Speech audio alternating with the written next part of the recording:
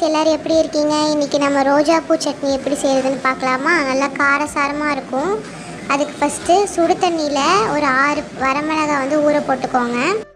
அப்புறம் ஒரு கையளவுக்கு சின்ன வெங்காயம் எடுத்துக்கோங்க. எடுத்துகிட்டு அப்புறம் 5 பல் பூண்டு, அப்புறம் நம்ம ஊற வச்சுருந்த வரமிளகாயும் சேர்த்துக்குவோம். சேர்த்துட்டு ஒரு பெரிய தக்காளி கட் பண்ணி வச்சுருக்கேன், அதையும் சேர்த்துக்கலாம். அப்புறம் 1 ஸ்பூன் உப்பு சேர்த்துக்கலாம். சேர்த்துட்டு தண்ணி சேர்க்காமல் இந்த மாதிரி அரைச்சி வச்சுக்கோங்க.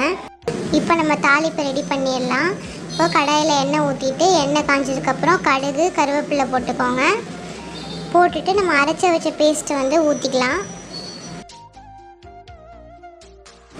சேர்த்துட்டு இப்போ இதை நம்ம நல்லா கிளறி விட்டுக்கலாம். ஒரு 5 நிமிஷம் நல்லா கிளறி விட்டுக்கோங்க.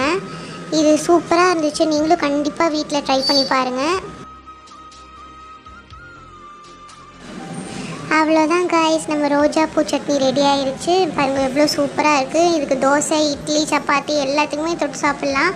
அவ்வளோ சூப்பராக இருந்துச்சு. இந்த வீடியோ பிடிச்சிருந்துச்சுன்னா சப்ஸ்கிரைப் பண்ணிக்கோங்க. நான் உங்களை நெக்ஸ்ட் வீடியோவில் பார்க்குறேன். பாய்.